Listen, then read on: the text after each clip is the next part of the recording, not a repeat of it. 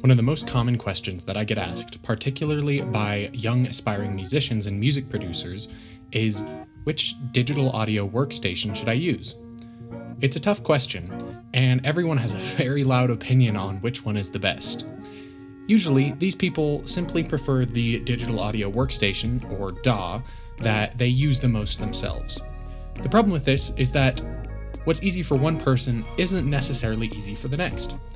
For example, I use Ableton for most of my DAW needs, and I have a pretty in-depth knowledge of it, but I have friends that swear by Logic Pro and Pro Tools. This generally has to do with where they're coming from and what they're doing with it. Not all DAWs are built the same, and just like any other tool, they're built for specific purposes. First things first, we need to talk about what you use a DAW for. There are generally 4 purposes for using a DAW. 1. Tracking. 2. Music production.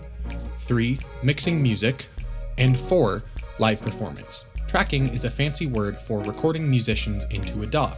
For instance, a rock band with the guitars going directly into the DAW is tracking. Music production is the process of creating instrumental music, such as hip-hop instrumentals or maybe EDM, entirely in the box, within the digital audio workstation itself. Mixing, on the other hand, is the art and science of taking the raw tracks of a recording session from when they were tracked, and processing them into a single coherent piece of music. Live performance is probably the most self-explanatory of these 4, but not likely something you would associate with a DAW in the first place.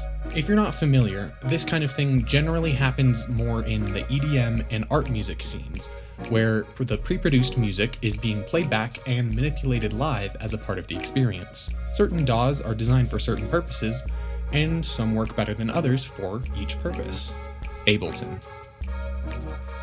Alright, so we're starting off with my darling, Ableton Live. It's one of the more financially accessible options here, as the intro version only goes for $99. This version contains the majority of the core features of Ableton, but with less library content, meaning there are fewer virtual instruments and samples that are built into the box. There are a few things that it's missing, however, such as its linked track editing and the CV or control voltage controls. Neither of these things is something that you're likely to be needing until further into your music career though, so unless you're looking specifically for those features, I would recommend starting with the intro version. So what is Ableton good at? Well, Ableton is a powerful tool that will work for a vast array of purposes, but in particular, it is very well suited for music production and live performance.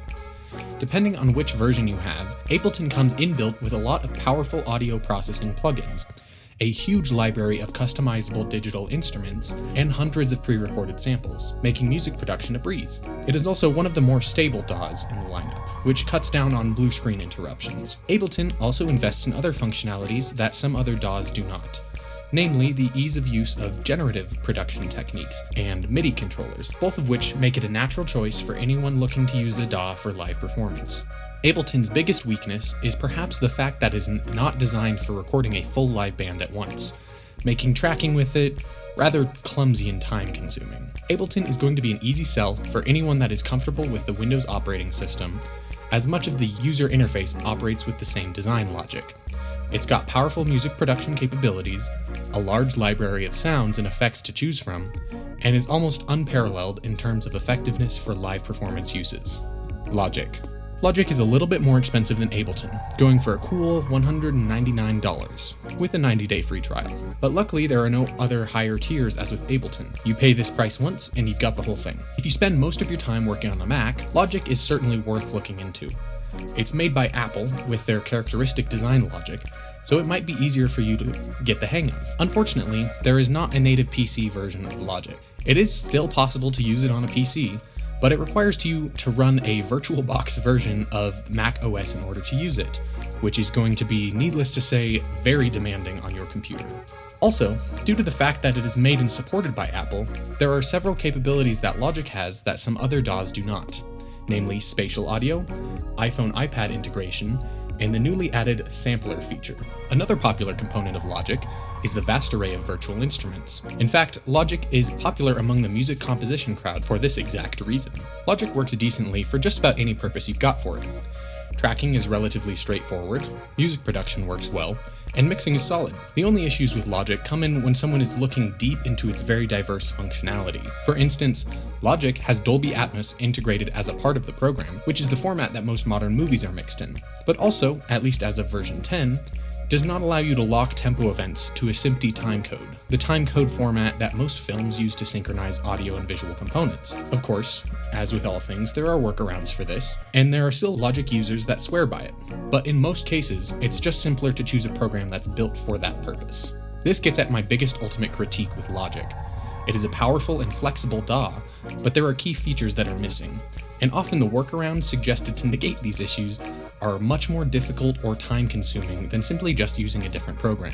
This is especially obvious for PC users, who should steer clear of Logic simply for the reason that the only way to use it is to run it in a virtual machine, which costs a great deal of extra time, extra CPU, and extra memory to even just set the thing up. That said, if you're a lifelong Apple user looking to dip your toe into music production and/or tracking for a band, Logic is a fantastic choice. Reaper. Reaper is one of the cheaper inclusions on this list, with the program going for $60 for anyone but commercial studios making $20,000 or more a year. There are versions and support for Windows, Mac, and even Linux OS. You can also download a 60-day free trial to try before you buy. The accessibility of Reaper is definitely one of its selling points, as well as its modularity and customizability. Reaper allows you to customize the GUI with your own menus, tools, and macros, as well as the entire color scheme and layout. This granularity comes at a cost, however, as Reaper can be a little complicated and require some invested study on the part of the user in order to be able to fully utilize the program. The effect is compounded by the fact that it is a relatively uncommon DAW, meaning that there are fewer third-party tutorials and in-depth instructions. It has been becoming more popular in recent years, however, so perhaps this will change. So what is Reaper good at? First of all, it is incredibly small and quick for such a powerful program. A welcome change for anyone who spent some time with some older, clumsier DAWs. Tracking is decent, allowing you to record multiple live tracks at once. Music production is perhaps its weakest area, as the program comes with 0 inbuilt virtual instruments. There is plenty of support for third-party plugins, most of which you'll find are paid, adding to the total cost of the DAW, and many people even use Logic as a sound module for Reaper. But at that point, you might as well just use Logic, especially given that on a Mac, you can use GarageBand for free, which is certainly not as powerful as Reaper, but is free and much more powerful than it used to be. Mixing works well on Reaper, even if it is a little inflexible looking at first.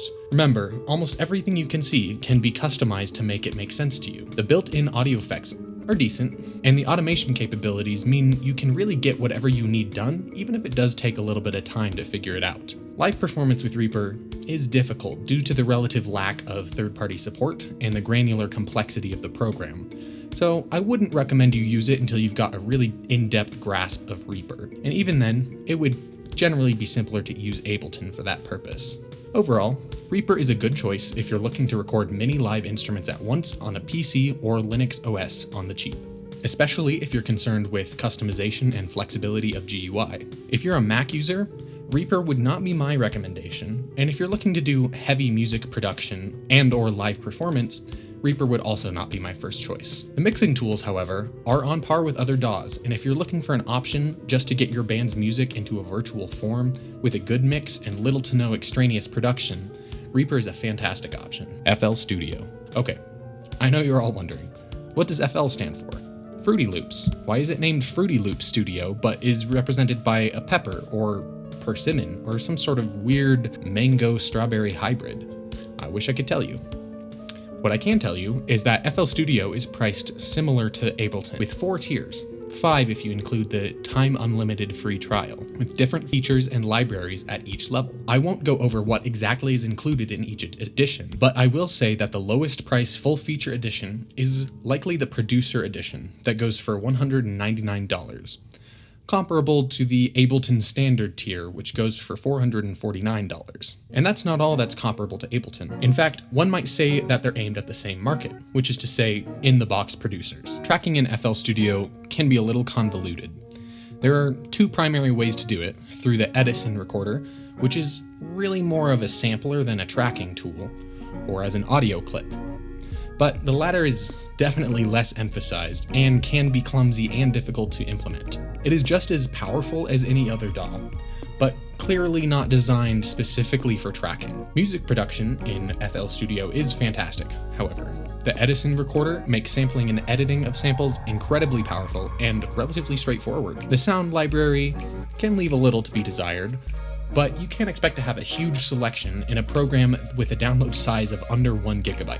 The audio effects, however, are powerful, and with a few virtual instrument plugins, a music production workflow can come easily. FL Studio is a powerful mixer, but operates a little bit differently from most DAWs. Automation appears on its own track, which can be used to make manipulation and linking automation between tracks simpler as well as visible in a way that isn't in other DAWs. But it also requires a unique workflow that really doesn't translate well to any other programs. Live performance with FL Studio is decent, and certainly the best option if you're looking to be able to visually see the automation that you're using and looking for a low latency playback. But it can be difficult to learn the workflow, and even more difficult to transfer those skills to other programs.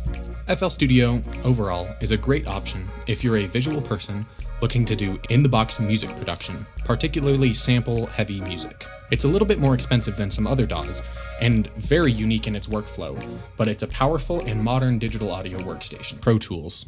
Pro Tools consists of 3 different tiers of pricing, each all charged primarily through subscription. Pro Tools Artist is the entry level, but perfectly usable package that goes for $9.99 a month or $99 a year. It doesn't include the entirety of the production bundle, however. This means that the number of plugins in this entry version is very limited, and as I'll demonstrate shortly, that's basically the whole reason you would have Pro Tools. So if you were looking for a long-term DAW, I would recommend the Pro Tools Studio tier, which goes for $31.99 a month or $299 a year. The most expensive tier, you'll notice, is $100 a month or a whopping $1,000 a year. And you'd probably wonder who would pay that much for a simple DAW, and the answer is professional studios. The vast majority of studios, at least in the US, use Pro Tools as their tracking software. And that's probably the biggest selling point of Pro Tools as a software. If you want to go into professional audio engineering, you will have to know how to use Pro Tools. So if that's what you're looking for, make sure to keep that in mind. But how well does it work? From a usability standpoint, Pro Tools as a whole is rather complicated and difficult to learn, primarily because it is most effectively operated through keyboard commands. And wow, are there a lot of keyboard shortcuts. Linked in the description is the Avid official handbook of keyboard shortcuts, and it is 73 pages long. Study up! It is a fantastic program, and frankly, probably the best program you could get for tracking and mixing music. It is essentially a virtual simulation of an old school mixing board after all. Music production in Pro Tools can be very good, but an important thing to keep in mind is that it is difficult without the use of associated hardware. That is to say, if you don't have a MIDI controller or a full keyboard, it can be hard to find a comfortable workflow in Pro Tools. It also can be very difficult to use for live performance, frankly, just due to the fact that it is unstable. Avid products often have an association with bugginess, and it's not without reason at all. All in all, Pro Tools is worth it for 2 reasons. 1, if you're looking to track and mix music, and 2, if you're looking to get into audio engineering professionally. At the end of the day, there are no right or wrong answers. DAWs often get treated as lifestyle choices, but in reality, they're nothing more than tools. And like all tools, different ones are best used for different purposes. You wouldn't use a pipe wrench to dig a post hole, and you really shouldn't use Ableton for tracking a band. So, if you're looking at the lineup of DAWs available to the modern audio engineer, and trying to figure out which one will work best for you, the first question you should ask is, what am I trying to do? Thanks for watching.